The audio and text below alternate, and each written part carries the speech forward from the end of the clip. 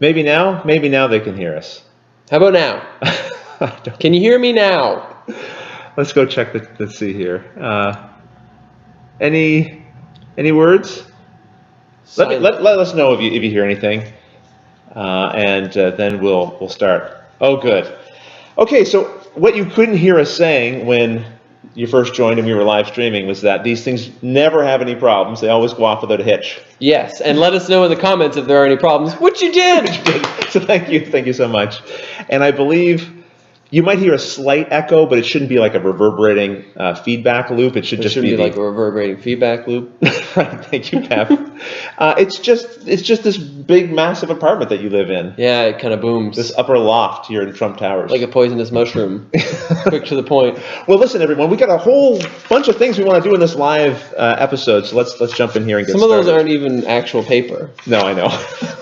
Don't tell them that. That's the behind-the-scenes magic. Okay, so first of all, we always usually like to play some kind of little silly game during our live show, and so we are going to do a little bit of Time's Up. Have you guys played Time's Up before? I hope so. If not, I'll tell you quickly about it. Yeah, tell them how it's played. I will do that, and then they can watch it. Yeah. Nice. So in Time's Away. Yeah, in Time's Up, you usually play in teams against other teams, but it's just going to be us as a team against Team Pep versus Team. Oh, well, okay. I don't know how that's going to work. There's a lot of me in here. Basically, I'm going to flip up one of these cards. On here is going to be a title of something, and then I'm going to try to get Pep to say it without saying any of the words on here. Did you cheat? And how? Well, did you look at these ahead of time? No, I didn't. Oh, just grab them randomly. But we will use yellow because that's a little easier to see than the black on blue. So there's two different words on here each time. Okay. So I'm going to. We'll see how many we can get through. Maybe you can hold up the timer so they can see the timer. And when you flip it, I'll start reading. We'll see how many we can do before the timer runs. How long? That doesn't look like a lot of sand. This is not the official Time's Up timer. Wait, let me count. 1, 2, 3, 4. No, we'll just go with it. 4 minutes. If it seems too fast, then we'll just get a bigger timer, or we'll do it twice. Ready? Yeah. Okay. Oh, this is a kid's cartoon with a young girl who's got a backpack. Pippi, Dora the Explorer. Yes, exactly. This is a movie with his last name is O'Toole. He died recently, I think. Ian O'Toole? Yeah, I think so. Okay. Foreign country, desert. It's older. Lawrence of Arabia. Yes, exactly. Thank you. Good job. Okay, this is a song. Okay, it's a little insect that buzzes around, black and yellow. What's that? Black and yellow. Black. Is it the song Black and Yellow? No, I'm asking you, what's the animal? Yeah, and it's a longer way of saying that. If you're an idiot, I might say you're a wasp. No, the first thing you said is correct. Okay, but I want a longer version of it. Includes that you just said, but there's another word for that animal that's a little longer than what you said. Bumblebee. Right. Okay. So what do planes do? Fly. Right. This is a famous musical piece called the. Okay, I didn't say the word. Thankfully, there's 4 words. The last word is bumblebee. The first one is a bird takes flight. Okay. So the first word is flight of the bumblebee. Yes. Okay, is that now? We're getting lots of extra time, I think, in this. Yeah, I think this is a long time. This is a super timer. Okay, this is a show with a bunch of women who live in the home and Desperate Housewives. Yes. Famous place where movies are made. Hollywood. It's not Hollywood Boulevard. It's not round. It's square. Right. Hollywood Squares. All right. We'll do one more because this timer is infinite timer. Okay. Song. I'll shake it a little. It's a song. Big, small, YMCA. Yes, okay. Let's stop there. So in the first round, normally, again, that time would be what, 30 seconds? Something like that? A minute? Yeah, maybe. It's a lot shorter. And so you would, as many as you can get done would be your points, and those would be removed from the stack, and then the next team would go with the remaining stack, and you'd go around and around like that until the whole stack was done. So even if you didn't know how to do Flight of the Bumblebee, you'd hear other people doing it, and your partner would hear other people doing it, and then they'd start to figure out, oh, I know what it is now. So it gets a little easier. Unlike some charade games where you get one chance and that's it, you get lots of chances in this one. That was pretty good. Well, again, the timer was good going. Team. The timer's we're a good team. And the timer's still going. and yeah, you guys should definitely guess at home. I'm seeing people were doing that. You're allowed to do gestures, are you not, during round 1? I think I don't remember there being rules that you can't do gestures. But YMCA was maybe a little tricky because you're literally spelling signing out the letters, so that's probably a little bit of a cheat. So shouldn't do that. After you go through the entire deck, then in the second round, You shuffle up the deck. You score everyone points. You shuffle up the deck, and you go again. But now you can only say one word for each guess, right? And in the first round, your teammate can never skip. You have to stay on the card. In the second round, you can skip. If I don't think you're going to get it, I can just move on to the next one. As soon as you guess one thing, you have to move on to the next one, right? You only get one chance to guess. And in the third round, you do it again, but now it's just charades. So what happens is over the course of the game, you end up really developing kind of a language amongst all the players. Goofy things get said that then represent very different things. So yeah. You get 6 points. Oh, 6 points. Okay. Do you have a shorter timer? Maybe. Somewhere? We'll use like a digital device here or something next time. It's fine. Okay, so let's move on to some of the topics that we have here today. Also, hello and welcome. What? That part was muted last time. Oh, that's true. Hello and welcome to Watch It Play, the live show, where nothing ever goes wrong. Everything's always perfect here. Okay. And we're also going to have some questions here. People wrote in on the Board Game Geek Guild for Watch It Played, and you can also put questions in the comments here. Although, if you're going to do that, I would almost wait a little bit longer into this, because sometimes it's hard to find the questions that are way, way back up there. Maybe I'll give you a little go time to start putting some questions in, and then then I'll start looking at Hello, Ian. Hey, Ian Kelly. So, one of the things here, we have a little news item.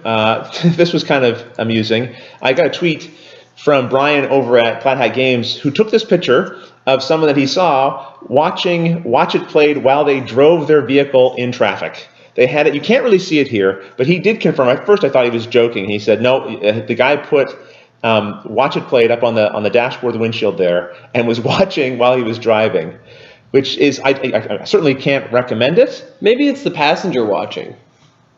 That would be a nice thing to think. Probably not. Probably not, though. So that was kind of wild and ridiculous. No one should die over Watch It Played. But still, that's like a super fan there. Yeah.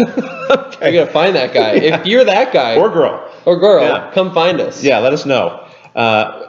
Maybe don't post publicly. We don't want you to get in trouble. Okay. So the other thing is Barnes & Noble started doing I should have done more research on this before I brought it up. I don't know if it's weekly or monthly, but they're having little game gatherings in Barnes & Noble, because Barnes & Noble's been stocking all kinds of board games. Like, let's go weekly. Beyond Monopoly and Risk, fine games that those are, the hobby games that a lot of us are used to playing, and so on the tabletop. And so they decided to have these weekly gatherings, or monthly, whatever it is. I think they even have someone maybe on site to help people learn the games who come in, but it's kind of like a little game night at your Barnes & Nobles. Yeah. And I was really pleased. One of the Barnes & Nobles did this little message out here on Facebook saying, hey, if you want to learn how to play Codenames, then you can watch It Played video, which was a nice little promotion for our channel, and hopefully got a few people prepared for the game night that they had there at Barnes & Nobles. I like that they they didn't just say, watch this video. Oh, it's coming back. Oh, hello. Yeah, there it is. It doesn't just say, watch this video. It's watch this video by Watch It Played. So it means they know. Yeah, and they tagged, which was nice. That's how I got to see it. Oddly, it was removed later, so I don't know if someone got in trouble for posting it. I couldn't find it. I shouldn't say it was removed. I couldn't find it later on, but I did see it initially. I got a notification about it, so there was that. I'm just going to check the comments here quickly just to make sure that no one is saying, hey, everything's lost. That's good. No? Okay. Williams family, thank you for the very kind comments about the channel. That's very nice. And yes, there'll be more Euros on the way. In fact, a very meaty Euro is on the way very soon, probably this month, actually. So I'm not prepared to announce it yet because I've done that in the past. Can you whisper it into my ear? I'm not sure which one you're talking about. And so the problem is sometimes when I pre-announce things like Forbidden Stars is I don't get to them as soon as I would like, and then people start asking me every other day, when's that video coming? And I always have to say, your seasons. Shame. Yeah, seasons for like 3 years, which finally went up. Seasons finally went up. So anyway, I'm just going to come back here to some of our other little news items here. We've got, Masmora. So that is a Kickstarter that's being run by Cool Mini or Not. It's called Masmora, The Dungeons of Arcadia. It takes place in the same universe as Arcadia Quest, but it's a separate game. Although the miniatures very much look like the Arcadia Quest miniatures, and you can bring them some of them into Arcadia Quest, maybe even all of them. I think they have now some optional add-ons, so you can bring them into either or game, okay, which is kind of neat. But what was really super nice of Cool Mini or Not, and I just talked about this in our news and updates video today. If you didn't see that, you're going to get a little update here, is that they created a Luke the Lucky miniature for the Masmora game that can also be brought over to Arcadia Quest. But what does the miniature look like, Rodney? Well, I will show you, Pep. First, though, I will show you the ability. Oh. You can see here, it's beginner's luck. Pep is disappointed. This show isn't for you, Pep. It's for the people. And his ability here is he gets 2 rerolls. Luke, of course, very lucky with dice on the show, unnaturally so. And now you can be as well, with a little bit of help from his character. And this is a not final, but an in-progress version of the miniature. You can see the sculptor still fine-tuning it. But I was really thrilled with this because I had wanted. Go ahead. No, please. You. No, I just pointed. I was pointing at the picture. Like as if they could see me pointing at the picture. Oh, technology. I know. So what was really nice about this was I had talked to Cool or Not about doing something like this, a custom figure, for our previous fundraiser. But the problem is, for me to mail out individual miniatures, I mean, just mailing out envelopes with promo cards is expensive. $2.50 just to go, to wherever, like to go to Australia or something, right? That's not so bad as an envelope. But when you start talking about a box, then it jumps to like $10, $15. So I'd have to, ask for, $30, $40 for a miniature. That doesn't seem right to me. So anyway, what was really nice is Spencer Reeve over at Cool Mini or Not, who isn't there any longer, but he negotiated with and talked to the team there to say, how about we package this miniature with another Kickstarter we're already going to be sending out. That way we're not spending extra. We can take care of all the shipping for you, Rodney. All people have to do who are backing the game is just add on a little extra. And the amount they add on, we'll send the proceeds to you at Watch It Played. So that's super nice. Thank you guys who have already picked up the miniature. That's really nice. It helps support the channel, which is fantastic. I like his armor. His armor. Oh, you know what I like too? Let's just bring back the miniature here. I'll just show it to you quickly again. There we go. And it's interesting about his armor because if you look at the fluff text, now I had nothing to do with this, they came up with this. If you look here in the text, it says, let's see here, Luke is completely amazingly, incredibly lucky. In fact, he won his new armor and weapons from his father, who was unfortunate enough to play dice with him. So there's a little tease there, a little hint back to when we played our Arcadia Quest game together on the channel. So, and the armor, I think, touches on the luck too because it only blocks the shoulder and like the heart. So he's hoping that that's the only places that any arrows go. Boom, boom. But I love that kind of armor. That I have one big shoulder and one chest because I block everything with this side. Yeah. I like that. It's my favorite kind of armor. Well, I also want to mention one other quick thing. Again, this was also in the news and updates video, but our friends over at Rolling Dice and Taking Names are having their fundraiser right now. In fact, their fundraiser kind of just goes forever because they're on a Pod Pledge, which is a combination of Kickstarter and Patreon. The platform was actually designed by Chaz Marler of Paradise, who hopefully you're aware of. He does a wonderful job with videos over on the Dice Tower now, but also on his own channel. You should definitely check that out. He was trying to create an option for people who maybe like Patreon, maybe who like Kickstarter, or maybe wanted some kind of, some way of doing both. So you can make a one-time donation, you can make an ongoing pledge to donate monthly or per episode. And then if you are going on sort of a monthly basis or however you sign up for it, as you donate, those donations accumulate, so you might unlock perks, sort of like you would in a Kickstarter. Instead of having to spend $100 to unlock the $100 perk, you can spend $10, and then 10 months later, you've unlocked it, and you get the perks at that point. So I just wanted to point that out. There's no way for me to link to it, so just go to the Rolling Dice and Taking Names website, and you'll be able to find it there. Yeah. Oh, I could probably put it in the description of this video actually afterwards. So I'll do that. Or you can just go to my channel and find the video that also has the link in it. Last thing I wanted to mention, the last sort of news-related thing before we get to the questions and answers. Actually, let's do a little Time's Up. Should we do that? And then we'll do the last news item, and then we'll get Oh, no, it's my turn. I'm going to go back to the comments here just quickly. Sorry, guys, during this little segment, I'm not focusing on the comments as much, so hopefully you're having a good time talking to each other and also posting this, and we'll try to go back and take a look at some of these questions. So, Pep, we're going to... We'll use this hand timer. We'll eyeball it to about half or something, okay? Oh, yeah, I have to guess. Oh, dear, I'm going to embarrass myself. Here we go. Remember, yellow. Okay, it's... Can I pass? No. Okay, it's about... Break it down. Okay, it's 7 words. It's a book. Think of those books... I don't even know how to describe this. Can you give me any one word? Just like one word at a time. Break it down. The opposite of lose. Win. Okay, that's the Winner. third... No, remember that's 7 words. Yeah, win. Win, lose, or draw. No, so... Win, lose, or banana. There's that word. Okay. There's also the opposite of enemies. Friend. How to win friends and influence people. Whoa! Okay. Okay. When you are single, you are Available? Alone? a word that you'd Sad, use depressed? in reference to marriage, more like. Divorced? You're eligible for marriage. You are a Bachelor? now just put a word at the start of that. The Bachelor. Yeah. Okay.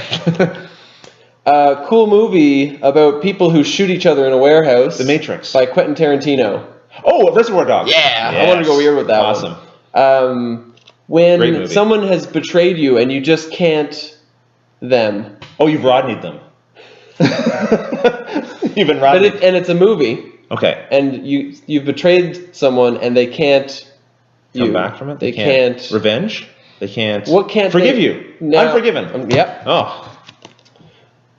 I'd say we're half there. Baba dee baba biba. Shupa lapa daba naba naba.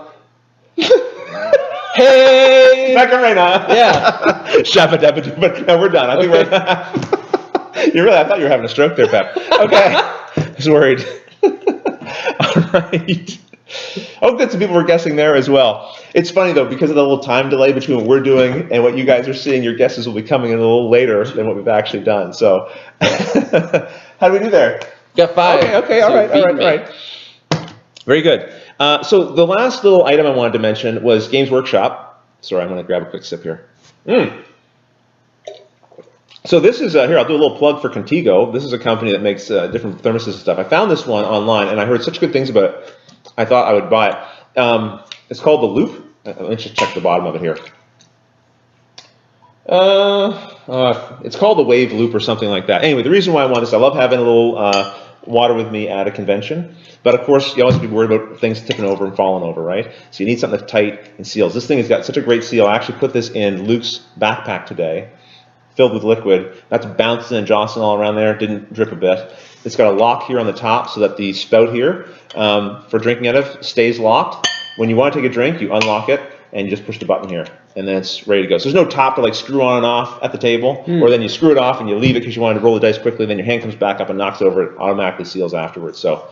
It's good to stop other people from drinking your water too. Yeah, they won't know how to do it. It's like, oh, I'll take a. Can't. So anyway, this is pretty good. The thing I actually wanted to mention though was this: Death Watch Overkill from Games Workshop. Suffer not the alien to live. So Games Workshop has started sending out some preview copies of their board games to media people, which is very nice. They didn't do a lot of that in the past, at least that I was aware of. Maybe to some of the more miniatures focused companies. But you've also heard Jamie from the Secret Cabal Gaming Podcast talk about some of their products as well, and that's why. But I want to talk very quickly about this because I'm probably not going to do like some kind of full dedicated video on this game. But I want to tell you a little bit about it because I was just reading the rulebook for it today. One thing to keep in mind with these kinds of miniatures games from Games Workshop is they really are going to appeal to the hobbyists because this is how the miniatures come, right? Woo! This is not actually a miniature. You don't move this around. There's an eagle in there. Oh man, there's the eagle. I don't know. You probably can't see, but there's like a whole motorbike thing, and you're like racing around in the halls of like a space thing. This guy's like on his motorbike zipping up and down the halls there, dodging eagles. But this is just a little bit. I mean, there's tons of sprues here, and endless amounts of sprues. This? Take a look. Look at that thing. Yeah, that's like the brood there. Oh, he's sharp. This is Rodney and Pep. Lance, Rich. This is Pep McDonald, co-host on the show. He's been on several episodes now. And doing some instruction videos. In fact, the video for Ninja Camp just went up today at the time of this recording. So yeah, a whole bunch of miniatures in here for the game that, again, you'd have to cut out and glue together. I've been doing that a little bit with Guild Ball lately, so I'm kind of like, I might actually like tackle putting these together because I'm kind of in the mood to do that as of late. That sharp guy's got me excited. And just grab over here. Along with that, and actually let me just show you very quickly a picture here of some of the miniatures painted up, just to give you a sense of it. Now this is just only a fraction of the miniatures that come in the game. There's quite a few of them. I forget the exact number count. Let me just check on the back of the box here. Maybe I can tell you. 50 miniatures, 50 Citadel miniatures. So that's quite a few in the box. The game is not cheap. It's not inexpensive. So that's something to keep in mind, and that's particularly why, because the miniatures are very good. They're very detailed. So you have several of these very thick double-sided tiles, and they're embossed as well, so there's some raised features on them. And you configure these in a variety of different ways to play the, I think, 8 or 9 scenarios that are included in the game, which come in this rule book. And then the rules themselves, actually, that was the thing that was quite funny. If you look here at this page, the rules are actually just on this white portion. All this is fluff, and pretty much every page is like that. Beautiful. So you just basically look down here, and you can ignore all this. I mean, you can read all this, of course, to get the storyline. But in terms of how much there is in the rules, this is quite simple. In fact, if I was going to compare it to Space Hulk, which we did on our channel, there's certainly some similarities, but I would say that in terms of the complexity, this is maybe a little less. Comes with a Rodney smacker. Yes, Pep, show them this. This is different. I was not expecting to see this in the box. But one of the interesting things about this is when you're attacking or moving and doing some of those things in the game, you can actually use this for certain things. So if you want to jump, let's say you had these two boards together. Let's see if I can find a way to do this that would make sense. Okay, so here's two boards together like this. Pep, you might have to move your hand here just entirely out of the way. Oh, thank you. So I thought we were matching it up. No, I know. If you were standing here and you wanted to jump, if you were standing here, you could jump to here as long as you could connect to the assault distance. Oh. Okay, that's like your jump distance right there. Okay, so you can actually leave portions of the board and arrive on other portions. And then when you're fighting, of course, you use measurements for combat. And the different lengths there will have an influence on what dice you roll, how many dice you get to roll, which you'll find on the character cards here. And it looks like it has the little inch pips too. It might. Those might. I didn't measure it to see, but they might be that. All right, get the Rodney smack out of here. So you have the character cards here, and depending on the weapon you want to fire with, you roll a certain number of dice based on the distance. So you found the eagle guy. That is the eagle guy. You're right. His name is he's got a cyber eagle. It's J-Tech Subri. Anyway, so one player is playing as the Death Watch team, going and trying to complete the scenario, and the other player has got the cultists trying to stop them. Those are beefy cards. They are pretty beefy cards. There's artwork on all of them. Some of the other Games Workshop games of late haven't had quite as much artwork on the cards, I don't believe, so these ones do. The game, they say it plays in about an hour, and I'd have to say that sounds about right, because if you successfully hit a guy, he goes to his wounded side, and if you hit him again, he's just dead. All right, now there are some ways to recover. First of all, when you roll dice to attack, again, it might say, okay, roll 2 dice, you need 3 or more to hit. Okay, so let's say that the player succeeds in hitting our guy, J-Tech here. Well, then he's got an armor save of 3+. So if he rolls a die and gets a 3 or higher, it negates the hit. Okay, so getting that 1 wound on him, and then 2, will be tricky. And once he gets flipped over to the wounded side, you can spend your turn, instead of attacking, to recover. So you have much fewer guys on the Death Watch team, and there's hordes of guys on the cultist team, but I believe their skills and abilities kind of balance that out. Cool. The other guys, the little dudes, don't even have cards like this, because basically the little guys, when they're dead, they just go off the board. You get to hit them once. So that's just something. If you're interested in checking out something that looks like a pretty quick to play 2-player game, this is Death Watch Overkill, and again, tons of miniatures. It has dice that come with it as well, and they do provide you with a guide here to assemble the many miniatures. There's a look at the 50 miniatures right there. Okay, so there's the Death Watch team on the top, and the Gene Stealer cult. Yeah, there's Spiky Guy. You do not want to step on him. And of course, it shows you here how to assemble the miniatures. All right, well, there's all the sort of the news-related items I wanted to share with you guys.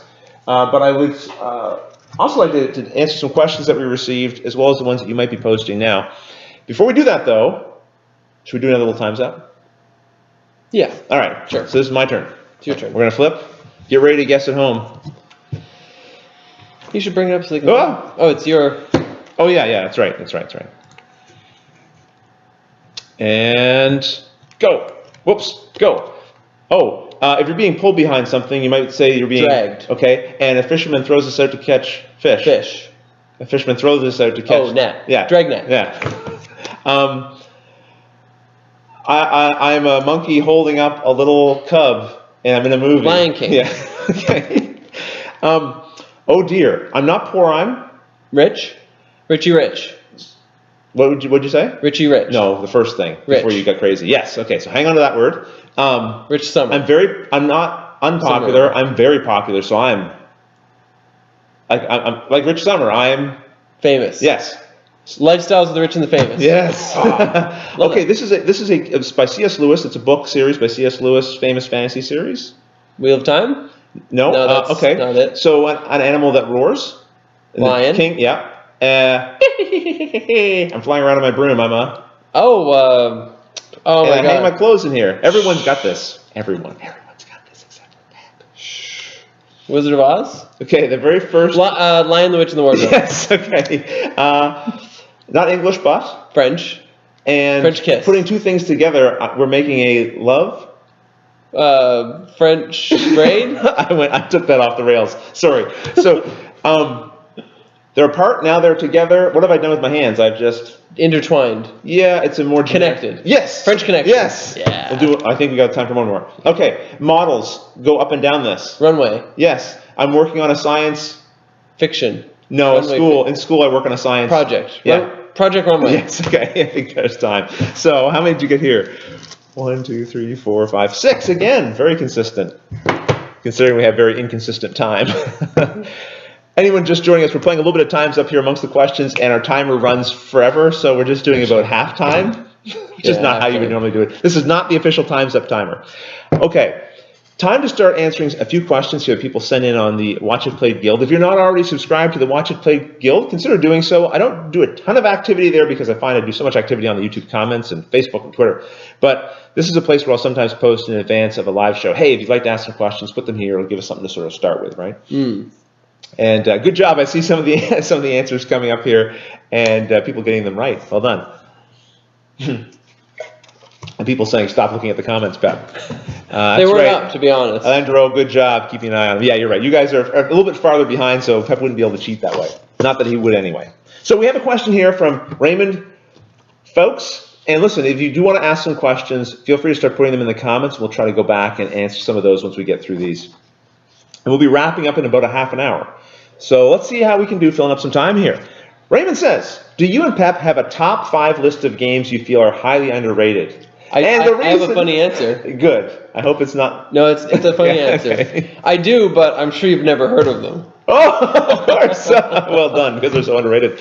I want to put this question at the top because one of the most popular questions to ask board game media people, especially on live shows and things, are, what's your favorite this? What's your least favorite that? And I'm the worst for these kind of questions because I don't answer them. So I wanted to put one of those at the top just so you'd know I'm not really comfortable in that space saying, hey, this game is great, this game sucks, this game's underrated, because I really feel like I can only say it for myself, and I don't really want people to use sort of my very subjective opinions about games as an influencing factor on their own decisions. So I'll tend to avoid those. Raymond, I appreciate the question, of course. This is certainly not intended to offend you in any way, but just a particular way in which I run the channel here. So Michael B. does ask, and this question actually was kind of answered already, but I'll put it out here. It says, did you work with Kumini or Not to create the Lucky Luke add-on for the Masmorra Dungeons of Arcadia Kickstarter, or was it a surprise? I was happy to see Simon, that's the acronym for Kumini or Not, make a stretch goal to support Watch It Played, and I hope we get to see an episode of Masmorra in the future. So, as I said earlier, and I'll bring the miniature up here again if people would like to see, yes, I did.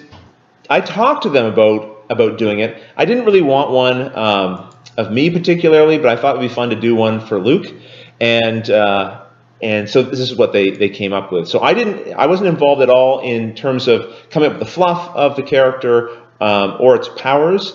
I did talk about, I think it'd be great for them to be holding a sword, waving it up in the air, and of course they've done that here. And I really do feel like in the fluff that they created, they certainly captured the spirit of Luke embodied as an adventuring hero. So that was really cool. But beyond just talking about doing it and wanting to do it, they really took the reins from there. So a big thanks to Kumini or Not and all the folks over there who put the effort in to create this, and all of you guys who backed it, which is really great. What about the other part? Oh, will we see an episode of Masmorra? It's certainly one I'm going to consider. I had a chance to demo it at Gen Con, and as soon as I finished that demo, I actually got the demo from the designer. He was a really nice guy. This game is one they're bringing over from, is it Brazil?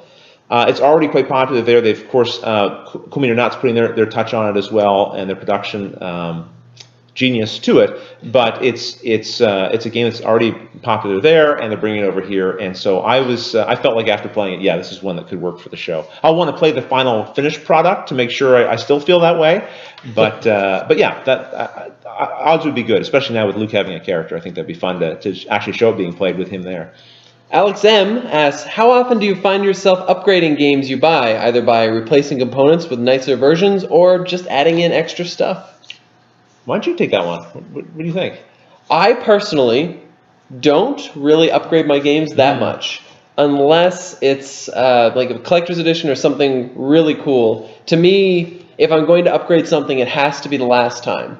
Like, I won't buy sort of upgrades to things. Right. I would only buy something if it was like the Takedo Collector's Edition. I think it looks amazing. It's awesome. To me, that's going to be my copy of Takedo. Right. You don't see yourself upgrading components to that. And sometimes for a game, if I see a game I like, like Lords of Waterdeep, I was throwing off buying it for so long because I thought I'm going to wait for a collector's edition with really nice components, and I'm going to buy that. Right. I eventually bought it anyway. But. Sure. But what about customizing though? Like taking a game you have and saying, I'm going to like, for example, Patchwork is a game that has little cardboard buttons. I've seen people, they go out and buy actual buttons and they put that in their game, so now you're actually passing buttons around rather than just little cardboard tokens. I'm trying to think of other things I've done to upgrade components. I know I've done it sometimes with getting like the custom coins and putting those in a game that didn't necessarily come with coins because I just, I like the game a fair bit and I wanted the weight of the coins to pass around or whatever. I've done that before. Yeah, I don't generally do that unless. I can't think of any examples. Sometimes we grab poker chips instead of normal chips for games, but it's an on the fly thing. The Dice Town game, right? Is it Dice Town? I think it is. That one came with paper money, I believe, and I replaced that right away with poker chips. So yeah, that definitely. I think, but I don't do a lot of that. Generally, yes, I look for some kind of official upgrade if there is one for it, but I don't tend to modify things. What do we got next? Ufe Vind says, when you have to choose a new game, what draws you to it? Cover graphics, designers, company? I mean, I think all three to varying degrees, but I think so. But there's probably an order to it. If I recognize the designer and I know the designer is someone who's made games before that I like, that's a big draw to me. And in that case, I don't. If the cover art isn't great, if it's just some stoic man or woman staring, or something, which I wouldn't normally be drawn to. Oh, the designer, I know the designer, yes, now I'm very interested and engaged. Same if it's a publisher that's published games that I like. Some of these publishers that are so big, like Asmodee and Z-Man, it's a little harder to judge based on the publisher because the scope of the games that they publish are so broad, right? Yeah. Whereas something like Flat Hat Games, I kind of know what I'm getting into when I look at a Flat Hat Games game, right? So it's, Flat Hat Games, I'm interested, I'm curious. And then, of course, honestly, cover graphics aren't due. If I don't know the designer, if I don't know the company, then it's probably going to be the artwork that's going to draw me in initially, at least. Yeah, I find for me, it's never a mix of everything. Mm-hmm. Like, in some ways, as you said, it always is. But one thing has to be really good. It either has to be a designer that I've played every game I've loved, like Antoine Bauza or... what about Rob Daviau? Rob Daviau. Yeah. I feel really bad now. Or it's a tough name and favorites, man. I know. Or just the idea of a really nice box art. If it's something that looks really cool, like right off the bat, it'll draw me to it. It won't necessarily make me buy it off a shelf. Right, but it draws your attention, right? That's the thing. With shelves with so many games on them now in these game stores, how do you stand out from the crowd? Certainly, artwork is something you don't want to overlook when you're designing your game. You need to have that shelf presence, I think. But if it's something like a designer I haven't really heard much from, and the box art, like you said, is just pretty plain, I might not look too much at it. So I think box art's really important. I think the other thing too, but when choosing new games, honestly, I listen to other board game media creators that I like, opinions and things. I said earlier, we don't review games here, and I'm not going to give you opinions. It doesn't mean I don't enjoy listening to other people's opinions on them. It's just not a space I'm comfortable in, but I certainly find it valuable to see, what's Tom super excited about? What's the Cedar Cabal jazzed about? What's Marty talking about? Those kind of people, I listen to that, and if they're super excited about something, it's me. No, I'm kind of curious too, Ignacy was the other one I couldn't think of. Yes, the Check.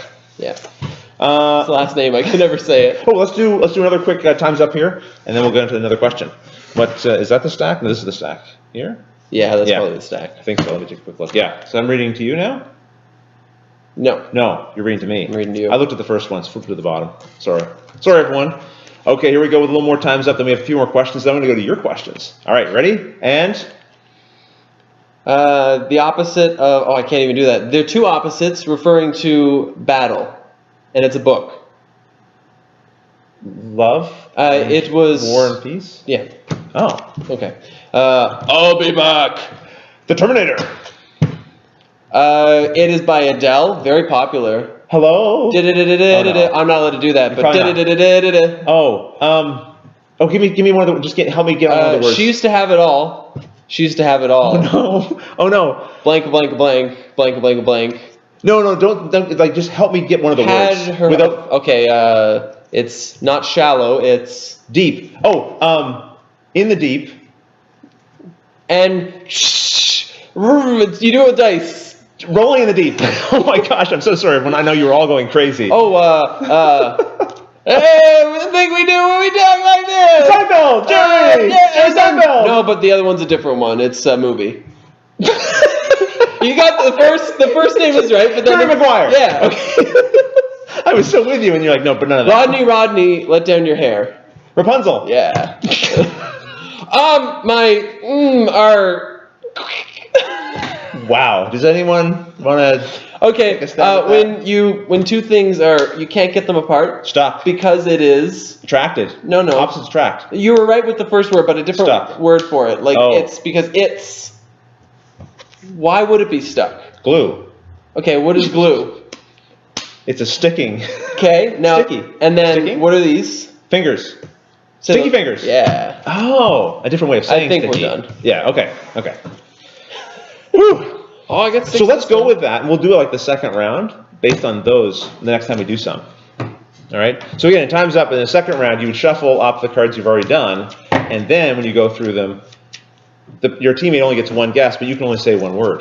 All right. You should get the comments back up just in case someone says something crazy, divine while we're reading these. Goodfellas. All right. Let's go to another question. Skyfall. GB says, "What's the breakfast of a winner?" But enough about Luke. What's a typical Rodney and Pep breakfast? Very good. A typical breakfast for me is cereal,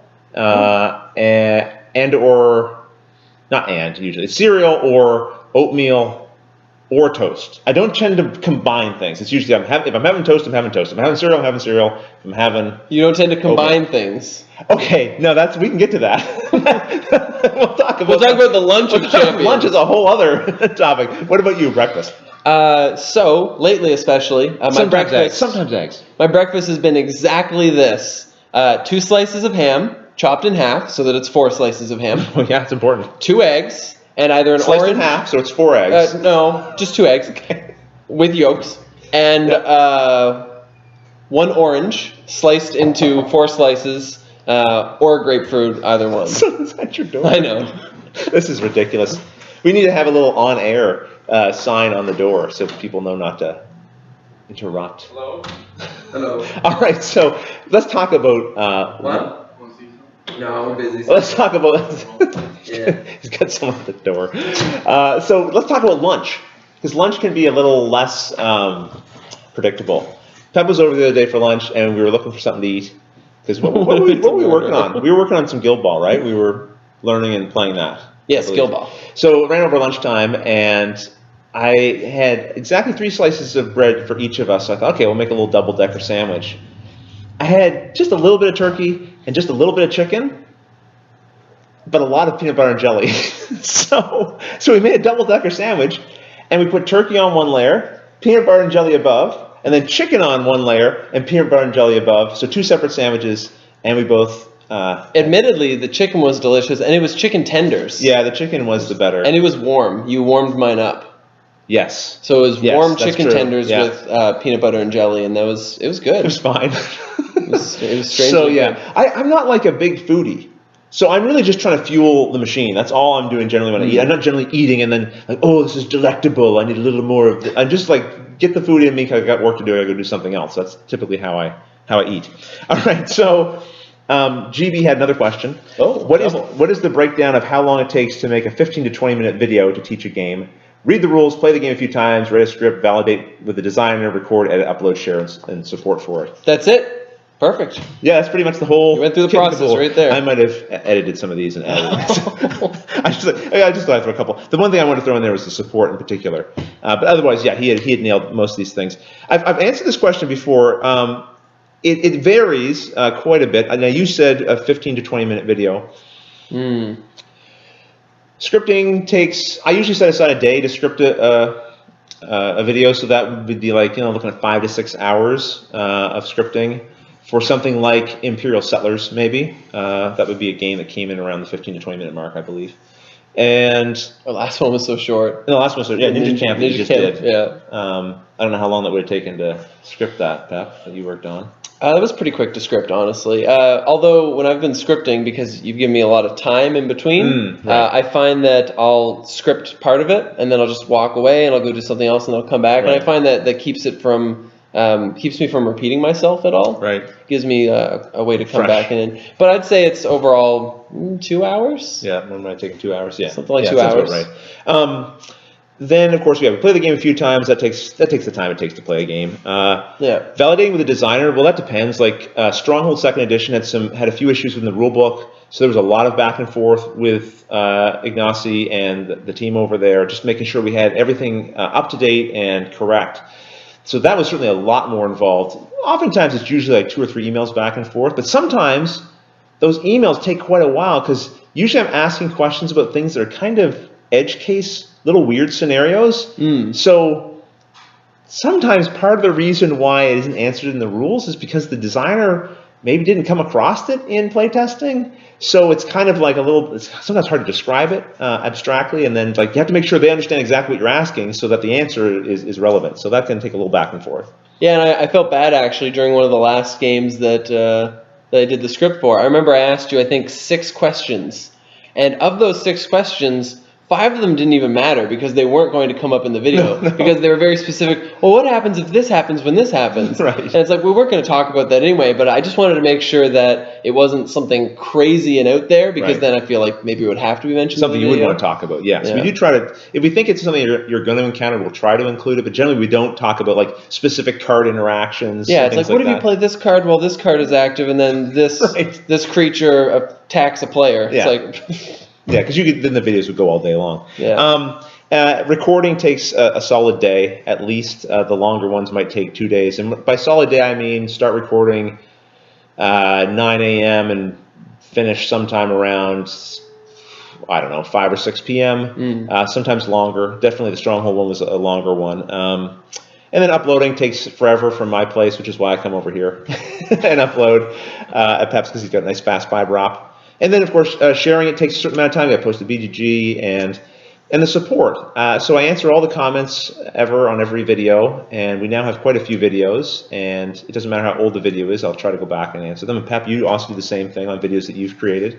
It's hard. It doesn't notify me, though. It doesn't notify you. So I think you must just regularly, or not regularly, semi-regularly go, and so I post this video and just check. And that takes a lot of time, but I really felt it's important. One of the things when I started the channel is I wanted people who took the time to come and watch the shows. I wanted them to know that it mattered to me that you took the time to make a comment, that you felt invested enough in what you watched that you wanted to stop and make a comment. So I felt like, well, I can spare the 2 or 3 seconds it takes to at the very least say, thanks for that nice comment. That was really, kind of you to do. And also to answer questions takes time, especially if it's a game that we covered like year or 2 ago and someone asks a specific rules question, then I have to like dig the game out and run through the rulebook. I don't remember. I haven't played that since I did the video. Yeah. So that can be time consuming as well. So hopefully it gives you a sense of it. To say what all of that takes would be hard to summarize. Quick in between. Someone asked, how long does this normally go for? How long is this live? Are we doing an hour? Normally it's an hour. So there's about 15 minutes left here, honestly. So which means I should probably switch gears from this and take a quick look through the questions here and just see the people who've shown up here this evening. How many are left? Not too many, honestly. But I'm just going to jump back up here and just see quickly. And I'm not scrolling all the way back.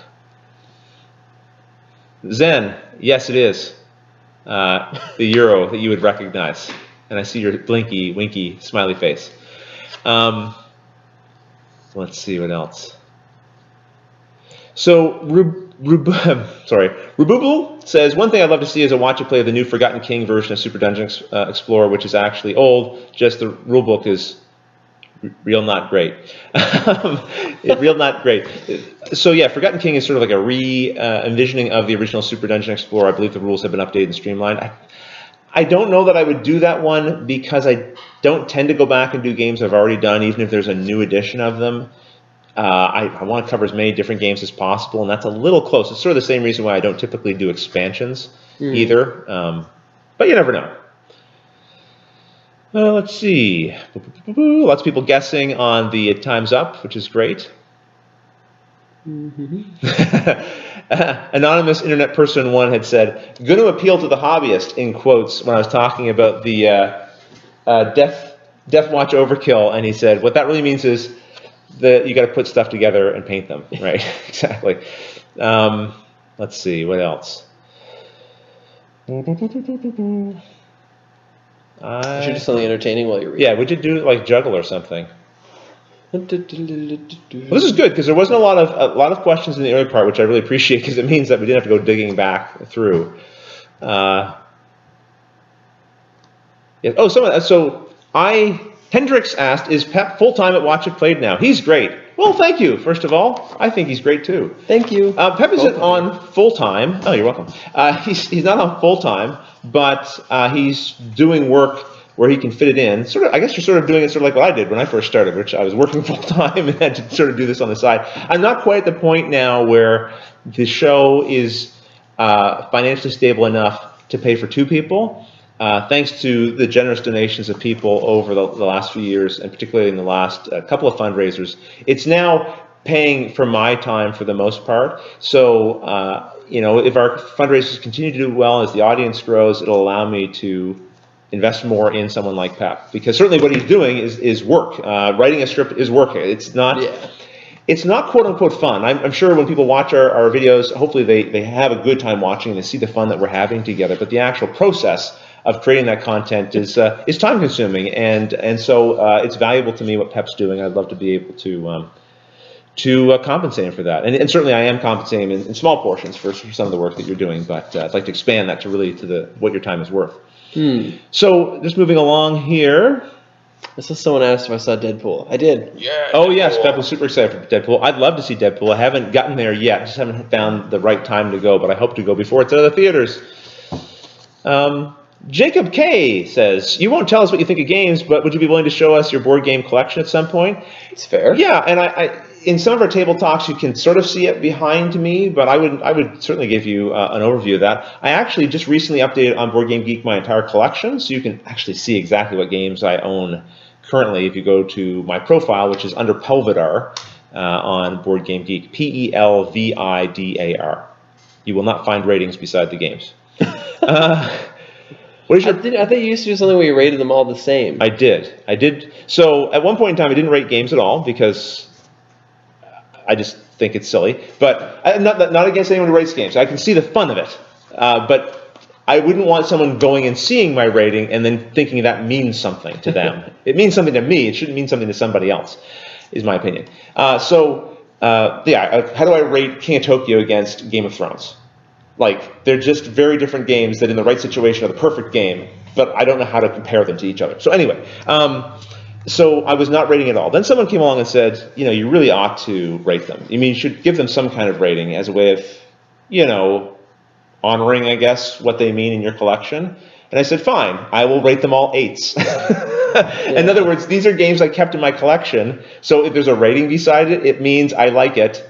And if there's not a rating, it means I own it but haven't played it yet. And if it's just not on the list at all, I might own it, but it's not worth putting in my collection. So that was kind of how I had done the rating. But then people would ask me, why do you rate everything 8? What does that mean? And so I just removed all the 8s again, because I'd just rather not get into that part of it. Ratings are strange anyway. I remember I was reading some movie ratings. Some people it was actually about Deadpool. And someone was rating Deadpool a 9 or a 10. And someone said, really, you think Deadpool is better than Pulp Fiction, Godfather, all these movies that aren't rated that high, but are considered the most amazing movies that have ever been made? It's like, yeah. And then another person said, well, no, I don't think they're better than that movie, but in the genre, I think they're better than these movies in the genre. So they say, for an action superhero movie, it's a 9, but overall, as a movie, it's like a 6 And there's or nowhere 7. to put that in your rating. Yeah, you can't. Board game, you can't say, it's an 8 in the family category with this number of players, as long as Joe isn't there. You know what I mean? It's, anyway. Again, I do think rating is fine. It's a fun activity. It's a way of, especially when it's aggregated data, multiple people, it's a way to give you a sense of what people seem to think of it. But as individual ratings, they make me a little... Roy Fish asks, what is your opinion on Time Stories replayability? Well, I don't typically give opinions on games, but I will comment on this briefly. Time Stories is a game that has kind of a mystery to it, so once you've played it, you kind of know the mystery, right? So I would say that its replayability is not super high. However, I have played, that's a 0? Or is that a 3? It was a 0. 3 times. 3 times. That said, I've played it more than once, the same mysteries, because I've introduced it to other people, I've taught them, and I've sat there, and I've actually participated. I stepped out anytime there was a puzzle solving requirement, but when it came to, well, what should we do in this room, I had ideas, and my memory's not good enough to remember, oh yes, if I talk to that guy, here's what happens. I can't even remember in the session that I'm playing what happened when I talked to that guy, when we have to go back and re-loop again. So maybe my failing memory helps me there. I think, yeah, enough time and it wouldn't matter. You give yourself 6 months and you could go and back. I think most people who don't have like amazing memories could come back like 6 months or even a year from now, pull it off the shelf and replay it again with other family members, other friends, and probably have a very similar. I think as long as most of the players are new. Easy Target 83 asks, who has the worst eyesight? I think. Oh yeah, let's just find out. This is different. Yours is sharper. Is it Mrs. Blurry for me and kind of making me a little cross-eyed? I don't know what that means. Does that mean, like, is it sharper? Yeah, well, yes. Sharper, like, it hurts my eyes because it's too sharp. Yeah, this is not making it sharper for me. So I must have the stronger. You must have stronger. So I guess you have worse eyes then. Now we know. And someone asked if we have identical frames. They're not identical. No, they're not. They're close, though. I didn't are a little larger, aren't they? Didn't we? Yeah, it was a little bit. Something? Yours are... They're pretty close. They're pretty close. But they're really dirty. Yeah, they're dirty. Thank you. Thankfully, it doesn't pick it up on here. Okay. And Rububble liked your question, Easy Target. So glad we could help you with that. Let's see. Do you see any other questions on here? Doomtown, question mark. Yes? It is probably doomed. Yes. Who would win in a fight? Tom Vassell or Rado? It depends. If the fight was who could make the viewer seasick faster, Rado would probably win that.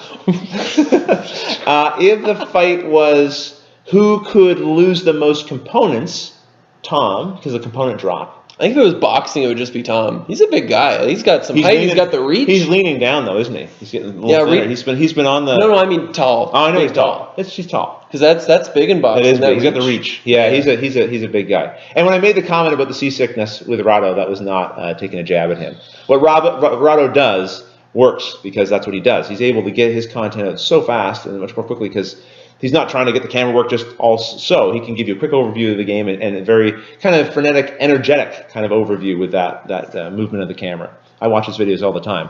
Yeah, me too, actually.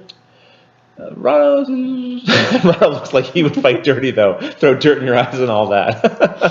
I enjoy watching the conversation happening here amongst the viewers while we're chatting. When's Arcadia Quest Beyond the Grave coming on Watch It Played, or are you waiting to play that at the Dice Tower? Because it's an expansion, you won't see it featured on the channel again with so many games that we'll never ever be able to cover just because of how many there are and how long it takes us to shoot all the videos. I don't tend to go back and repeat games or include expansions. Pizza for breakfast? No, that's a little weird unless it's left over from the night before. I've done it before. Yeah. I'm not proud of it. How do I have my eggs? Over I have hard. my eggs over hard, yeah. I do. I don't like it runny. I don't mind a little runny, but exactly what I do. I pop the egg into the frying pan and I gently tap the yolk with the flipper, and then I cook it, and then I flip it over and I cook it again. Oh, sometimes there's a little bit of a wetness to the yolk, but not much. So is that surprise guest when you had the guest there? It wasn't. I read some of that. It's Bruno Cathallo, surprise guest. No, we don't live close enough to anyone very interesting. Actually, speaking of which, someone asked, have either of you done much traveling within Canada? What are some of your favorite places? I haven't done a ton. When I used to work with the government, I traveled to Ottawa, Quebec. I have been to BC, but that was a long time ago. I was quite young, so I don't remember that really well. I haven't done a lot of traveling within Canada. I've done more traveling to the States now because of all the conventions. That's where they all tend to be. Yeah, same here. I've basically traveled between here and Ontario to visit family. I'm not sure I have a favorite place. When driving, I like New Brunswick. I like some of the mountainous kind of terrain you pass through. Cape Breton is beautiful. The chopped through mountains that you drive past. Yes, yeah. Cape Breton the same way. The scenery in Cape Breton is beautiful on the route there. So let's see what we've got here. Barry Hood. Rodney warmed Pep's tenders. That's not weird.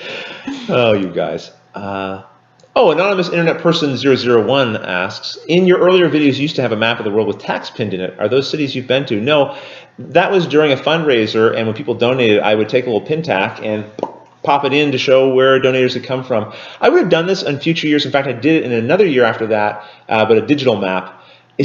It's actually very time consuming to do it and to keep up to date with it. And it means I'm not doing something else related to the channel that I could be doing. So as neat as that was, and certainly as much as I appreciate being able to see that, I didn't keep it up. It's funny, it got answered later on too. Oh, did it? Okay. So Jeff Roshka asked, the nature of your channel directs you. Oh, actually, I'm going to start with Jux Giant says, Rodney, would you ever consider improvisation instead of scripting? Well, we're improvising right now, for example, and it's fine. There's a teleprompter right there, Rodney. It's good. That line was to come later, though, but okay. I probably wouldn't. Honestly, it's definitely not for instructional videos. No, never. Because I would end up down rabbit trails. I would forget things. I would not say them efficiently, and I would waste your time. Some things are improvised, though. Like you'll have the script, and then sometimes, I kind of need to add this in, or we'll definitely change things on the fly. Yeah. It's kind of like real movies. They're scripted, and then you start saying it out Jim loud. Carrey says something funny, and we're like, pop that in there. Keep that. Definitely. The gameplays are not scripted, but the instructional videos I really feel have to be, because I look back at some of my older original videos, and I realized the time that I was wasting of the viewers by not being more prepared. And I really believe that people want to, if they're watching how to play, they want to know how to play and get out and go play that game and have fun. They don't want to listen to me ramble around trying to remember things. So to me, I really feel that's important. I think that's something that I hopefully offer in a good way, that we've both been offering now with the scripting of our instructional videos.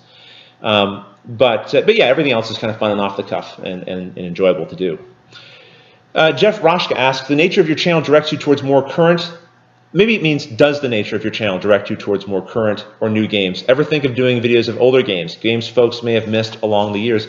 Actually, and Vincent Vignola asked that as well. How old is too old to cover a game? Yeah, 2 for 1 there. So how old is too old to cover a game?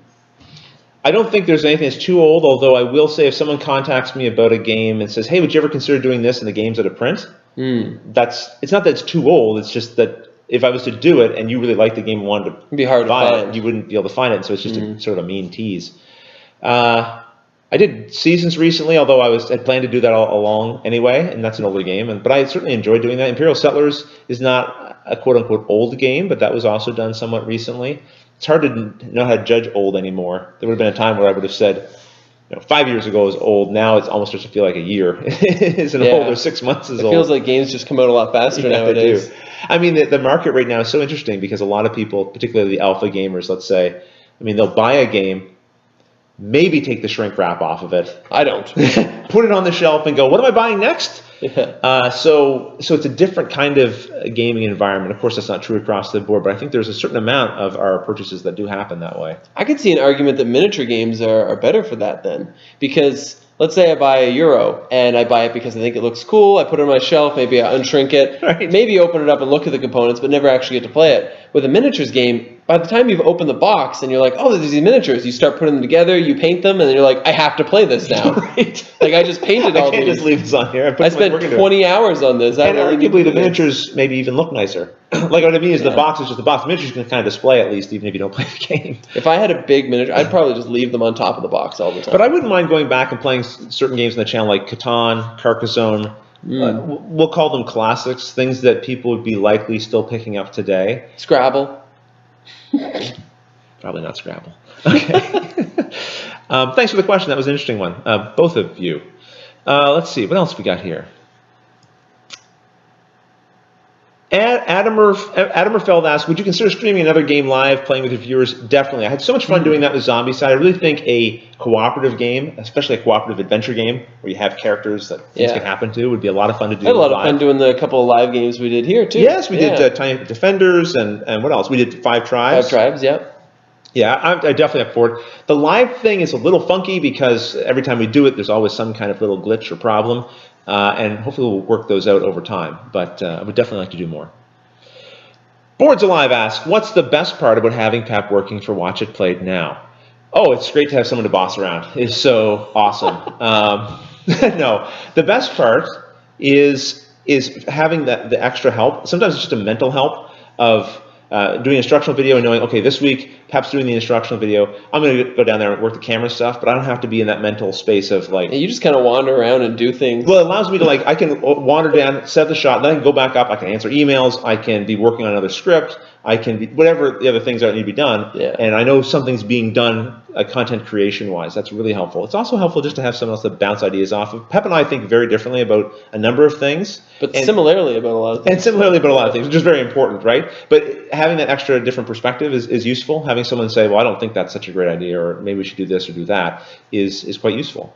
So I think those are a couple of things. It's just, I've done the show obviously for a long time with the kids, and that's great. But Andrew's off to university. Luke has growing interest in a variety of different things, and content creation is very time intensive. It's almost like child labor, right? When he's down there helping me, it's not like, I mean, we're having fun. He's playing games with me, which is great, but it's hours, 2 hours of recording. He just got home from school. He'd maybe like to go play some video games. He's got homework to do. How do I consistently take up his time that way in a way that doesn't interfere with other things he wants to do? It's not easy to do. Pep is on board for doing this whenever and however. So that's really helpful. Hey, Boards Alive, by the way. Great podcast. If you haven't listened to it, you should. Okay, let's see. Ian Kelly says, I'm going to a small gaming con in Ottawa. I would love to promote your show. What's the best way I can do that? Honestly, telling people about, hey, if you're having trouble learning this game, you see some people playing a game, or you just think they could benefit from learning games through video, certainly just saying, check out Watch It Play. Just telling people is a great way. I don't actively promote myself too far outside of the hobby. I'd prefer that people who are already interested in the hobby are the ones who find us. So that's great. Yeah, any other thing you can think of there? That's probably the main thing. If you go to the GTS distribution website, they actually have a shelf talkers section with all kinds of little shelf talkers. They're like little pieces of paper that you would put on a shelf, and they have a little thing here. So you can take that to your retail store, and it says on it, skip the rulebook, watch the video. It shows a picture of Arcadia Quest, and there's a little QR code, plus a little link if people don't use QR codes. And your retailer can stick that on the shelf, and now someone who's shopping and going, well, what game do I want to buy? I hate rulebooks. Oh, this game I wouldn't have to read the rulebook? I'm going to buy that one, thank you. So I think it's good for retailers, also good for the consumer. It's also a way for them to check the game out in advance of buying it. So that's another thing you can do. Maybe print out some of those and take them to your retail shop or tell your retailer about it. That would be really helpful. Rodney, how does your wife react to your job's troubles nowadays? Jobs troubles nowadays. I don't know what you mean exactly. I don't think I have jobs troubles. The trouble might be how much time Watch It Play takes. That's still something I'm trying to figure out, how to balance the time. And having some weird other person in your basement all the time. That's another thing, My wife has been super accommodating over the last 5 years as I've worked on this channel and tried to figure out how to grow it with all of your help as viewers. And so I certainly appreciate that, and she appreciates all the support that you guys have given us over the time, because it's been a little bit of a leap of faith, And so knowing that you guys are out there supporting the show, having people like Pep come along and say, hey, I want to help support the show too, I mean, all that means a great deal. So let's see, did you come across another question here as I was chatting? Let's see what else we got here. Push for a 401k, Pep. We'll get there. Kennox asked a question and then jumped. Sorry. And given the time, we're actually over our hour here. I'm going to have to jump. I think what we'll do. No, we'll try to keep it to about an hour. I know you'd go all We were day. late starting, though, because of the... A little late. We'll go a little more. Yeah. We'll go a little more. Okay, we'll scroll down here to the bottom. If you didn't have your question answered, the best suggestion I can give you is the next time we're doing one of these live shows, a couple of days beforehand, I'll put on the Watch It Play Guild a thread that says live, March, whatever, so the date of the upcoming live show, and you can put your questions in there. I print them out, I put them on here, and then I usually try to answer those questions towards the beginning of the show, and I'll try to carry over and do them again if you'd like to really make sure that your questions get answered. Thanks again, everyone, for all these great questions. First question at the bottom, Robert Stash asks, when you write a script, what do you cover first? I'm actually curious what you do. Okay. And then I'll say what I do. Well, I sort of basically follow the way that the script, the way you hear it on the show is the way I write it. So I start with a little blurb, a little sort of thematic blurb. This is a game for 2 to 4 players, and here's what you're going to be doing. Grab your sword and get your friends. We're going to go fight the orcs. I'll do that little bit. Join me at the table. Let's learn how to play. And then I write the setup, and then I write the gameplay. I almost always rearrange the rule book in terms of how it ends up in the script. I usually move things around quite a bit, but I write it in the same sort of chronological format that I'm going to end up shooting it in. What about you? So I take the last script I did. I cut out everything that is specific about the game that I did. So it has, the hello, welcome to Watch It Played, and then the little bits like, and that's the setup, and like just the stopping points, so I know where they are. Yes. And then I'll start doing as you said, where you go down. But anytime I hit any spot where it just becomes a little tricky, I stop and I just keep going. So like, let's say you stop and keep going. Remember we talked about with rule books. I skipped. You skip that little part. That remember we talked about with rule books, like the actions are in a strange order. So I'll write a couple actions and I realize this is hard to figure out. And I'm like, okay, I'll skip the actions for now and I'll go to the next part. Right. And then you write that, and then you get comfortable and you come back to the actions. And you figure out how to tie it together. I figure out how to tie it together. I see what you're saying. So I do skip ahead, but only if I have trouble connecting them, and then I'll come back. One thing I think that I do, and therefore, because Pep's following the same sort of format in the scripts, that is kind of different than what they typically advise you to do in teaching a game, is I almost never start with the objective. People always say, start with the objective, so people have a context for things. I always prefer to start with a little bit of theme and the setup, because I want you to see some of the components and pieces, so then when I tell you what the objective is, you have a little bit of a context for what the objective even now means, because you've seen some of the bits. Oh, I see little wooden soldiers, and I see a map, and I see resources, and then when I explain the objective, you have a context for that. So I like to do setup, and then give the objective, and then go into the actual rules. And Pep, you're scrolling like a madman through these comments. Find anything here? Boo. Yeah. You're going to be done soon, so we can play Rainbow Six. So Marty from Rolling Dice and Taking Names. Forget everything I said about backing their fundraiser. Forget it. Forget it. He's coming on here to say, he's asking, are you going to be done soon so we can play Rainbow Six? So yes, a few of us have been playing Rainbow Six somewhat regularly. I don't play video games a lot. At least I always used to say that. And I can't say that quite as unhypocritically anymore, because I have been enjoying playing Rainbow Six in some pockets of free time in the evening with my buddies. And that's typically been Matt from Board Game Replay, and Marty from Rolling Dice and Taking Names, and James from the Secret Cabal Game Podcast, and Joel Eddy. Occasionally he's way out west, so it's the time difference can be a little bit off there, but that's been a fair bit of fun. Let me think. Sorry, Ken, yes, you did just get cut at your question. I apologize. The text thing skipped and we missed it, and it looked like a good question too. I apologize for that. Okay, I see it here. You asked if this will be the last question here, and then we'll do one more little quick round of time's up, and then we'll let you guys go for the evening. Kennox asked if I had looked into Patreon, and would it be a better format than an annual fundraiser. I think Patreon's fine. I especially like it for the podcast format, because there's something where people are typically doing like one episode a month, or maybe bi-weekly. So donating per episode, I think, makes sense there.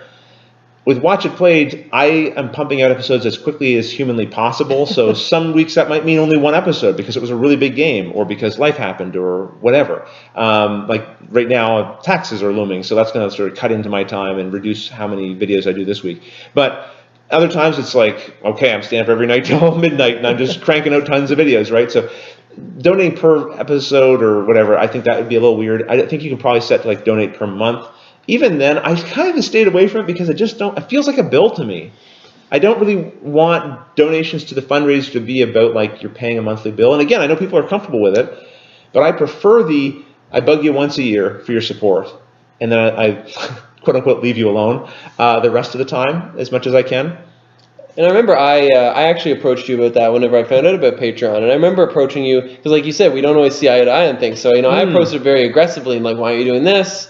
I wanted your actual reason, not just because. Right. And I ended up agreeing with you. And I think the biggest thing was it feels strange to switch from one thing to another partway through. There's also that too, right? Because there's the chance that some people won't like one way more than the other. Some people might find it strange. And unless it's a huge leap, if suddenly there's this other thing other than YouTube and it's massive and everyone's doing it and it's just so much better, maybe you'd switch to not using YouTube. And one of the things about that Pod Pledge platform that Chaz Morelli created is it's a little combination of both. If you want to come in there and just give a one-time donation, you can. If you want to do the ongoing thing, you can as well. So that's another neat option for people to consider, and something I'll have to consider as well. But I think right now, the other format has worked well for me, and I kind of like the way that works. So, and I don't want to do both. I definitely don't want to do like Patreon and Kickstarter, because that feels like just doubling down too much. I want to do one more because there's a guy, Larry D. He said he's a new subscriber, and I'm going to answer anonymous internet person 001's question at the same time, Because Larry Okay, Pep. Larry wants to know Yeah. what our favorite two-player game is. An anonymous internet person wants to know if we're stuck on a deserted island, what game would we want to pass the time with? And as Rodney said, we don't want to review games and we don't want to say what our favorites are. So my answer to both would be any game that involves some form of weapon. Because if I'm on a deserted island, I need to defend myself from this crazy person and be able to catch fish. Wow, what a time for me trying to take a gulp of water. A weapon. I don't know any games that come with a weapon. Uktuk. Or what about, that comes with a weapon. Or what about comes like knives and fingers, whatever they call that? You could do that, like, that's a game. Is it? It is, yeah. Terrible game. Okay. Before Rock, paper, scissors with rock, some paper, actual and rocks. scissors. That's pretty good. Although, honestly, if I try to hit you with a rock and you cover it with a paper, I'm just going to hit you harder. That's not going to work. And I really don't think the scissors are trash too. Yeah. So, we're going to do a quick final round of, I guess, each. Let's do one each. Okay. Again, let's go back and forth. For anyone who hasn't joined us, or just joining us, for anyone who hasn't joined us, that doesn't even make any sense. For anyone who's just joining us, and Marty, you're here. Marty, I'm wearing the Lorton Scorplepsy shirt. Speaking of Time's Up, if you want that story, check out the video that was posted today, the news and updates video. So we're going to let the timer go to about half because the full is like 20 minutes, and that's no good. And 20 minutes. We're in the second round of this, so now I can only say one word. You only get one guess. Okay. If you get it wrong, I skip, or I can just skip if I want. Okay. Ready? Yep. Battle. War and Peace. Yes!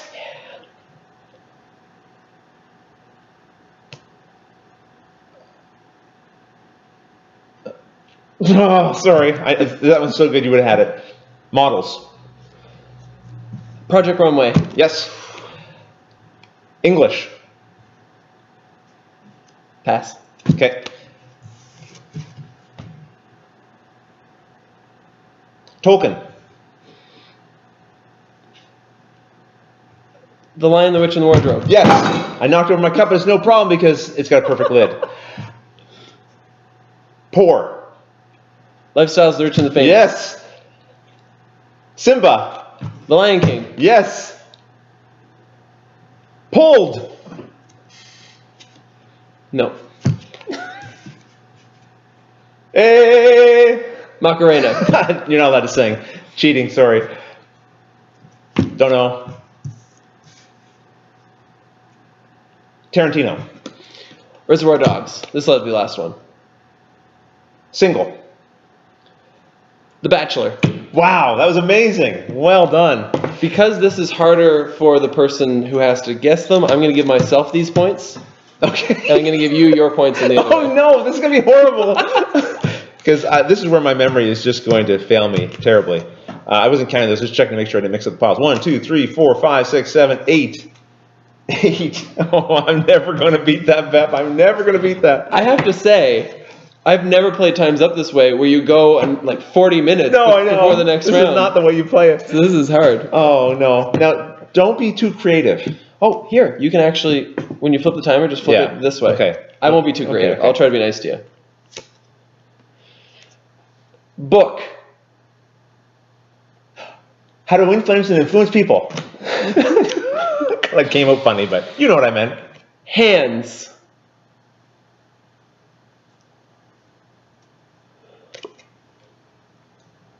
French Connection? Famous. Lifestyles of Rich and Famous. Oh, you couldn't have said famous because... I'm going to give you another guess because you knew I couldn't say that. Hollywood Squares. Yeah. Half point.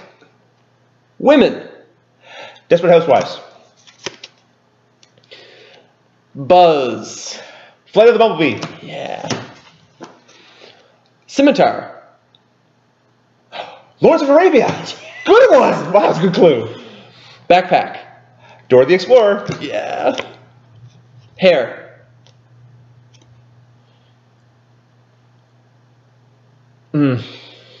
Oh. Sorry. No, I feel like I should know that one. George.